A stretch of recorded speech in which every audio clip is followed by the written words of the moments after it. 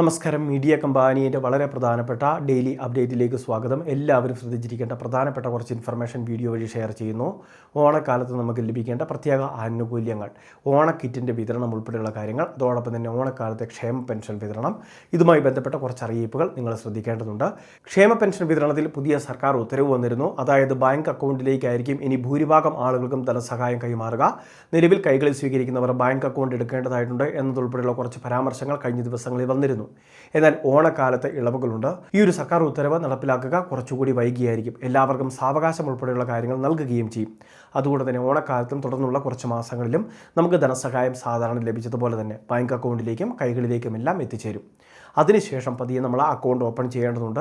Account open ചെയ്ത വിവരങ്ങൾ കൃത്യമായിട്ട് സർക്കാർ പറയുന്ന സമയത്ത് നമ്മുടെ പഞ്ചായത്തിൽ അക്കൗണ്ട് വിശദാംശങ്ങൾ ഏൽപ്പിക്കേണ്ടതായിട്ടൊക്കെ വരും. ചിലപ്പോൾ അത് ഓൺലൈൻ വഴി അപേക്ഷകൾ കൊടുക്കുന്ന രീതിയൊക്കെ ആയിരിക്കും. ഒന്നുകൂടി ഏതായാലും ഈ കാര്യങ്ങളൊക്കെ ചെയ്യേണ്ടതായിട്ട് വരും. ചില ഗുണഭോക്താക്കൾ നിലവിൽ ബാങ്ക് അക്കൗണ്ടിൽ ആനുകൂല്യം വാങ്ങുന്നവർ ബാങ്ക് അക്കൗണ്ട് ചേഞ്ച് ചെയ്യാനോ മറ്റൊരു കാര്യങ്ങൾക്കും നിൽക്കരുത്. കാരണം നമുക്ക് ധനസഹായം ലഭിക്കുന്ന അതേ അക്കൗണ്ടിൽ ഒരു തടസ്സവും കൂടാതെ എത്തിച്ചേരും.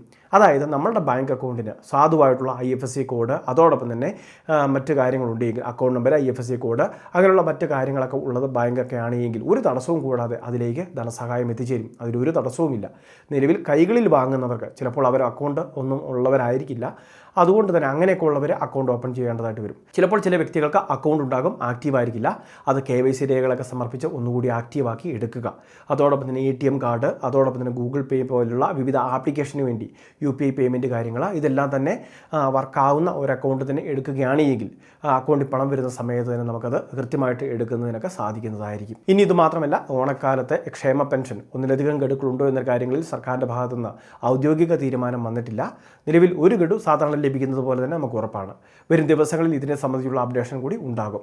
ഏതായാലും മൂന്നാമത്തെ ആഴ്ചയോടെ തന്നെ പെൻഷൻ വിതരണം ഓണക്കാലത്ത് പ്രത്യേകമായിട്ട് ആരംഭിക്കാനാണ് സാധ്യത. ഇതുകൂടാതെ ഓണക്കാലത്തെ സ്പെഷ്യൽ കിറ്റുകൾ, AAY കാർഡുകൾക്കാണ് സൗജന്യ കിറ്റ്. മറ്റു റേഷൻ കാർഡുകൾക്ക് സപ്ലൈകോ വഴി സ്പെഷ്യൽ കിറ്റുകളുണ്ട്. അതിന് നിശ്ചിത നിരക്ക് കൊടുക്കേണ്ടതായിട്ടുണ്ട്. എന്നാൽ അതിൽ കൂടുതൽ ഉൽപ്പന്നങ്ങൾ ഉണ്ടാകും. 100 രൂപ മുതൽ 500 രൂപ വരെ വിലയുള്ള അധിക ഉൽപ്പന്നങ്ങൾ കിറ്റിൽ ഉൾപ്പെടുത്തുകയും ചെയ്തിട്ടുണ്ട്.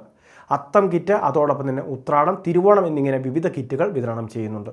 അപ്പോൾ ഇത്തരത്തിലുള്ള ആനുകൂല്യങ്ങൾ സപ്ലൈകോയിൽ കൂടി എത്തി വാങ്ങുന്നതിന് വേണ്ടി ശ്രദ്ധിക്കുക.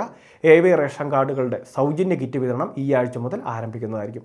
ഉത്രാടത്തിന് മുൻപ് വരെ റേഷൻ കടകൾ വഴി നമുക്ക് ഈ സൗജന്യ കിറ്റുകൾ വാങ്ങാൻ സാധിക്കും. മറ്റ് റേഷൻ കാർഡുകൾക്ക് സൗജന്യ കിറ്റ് ഉണ്ടായിരിക്കുന്നതല്ല.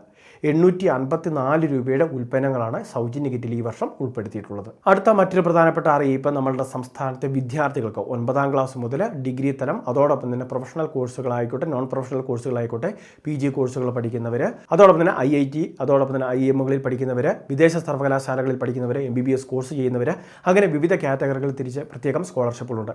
SB ഫൗണ്ടേഷൻ്റെ ആശാ സ്കോളർഷിപ്പിലേക്ക് അപേക്ഷിക്കാനുള്ള അവസാന സമയപരിധി സെപ്റ്റംബർ മാസം 4-ാം തീയതിയാണ്. അപ്പോൾ ഈ പ്രധാനപ്പെട്ട അറിയിപ്പുകൾ ശ്രദ്ധിക്കുക, എല്ലാവരിലേക്കും ഷെയർ ചെയ്ത് എത്തിക്കുക. ഇതുപോലുള്ള ഇൻഫർമേഷൻ ചാനൽ സബ്സ്ക്രൈബ് ചെയ്യുക, ഫോളോ ചെയ്യുക.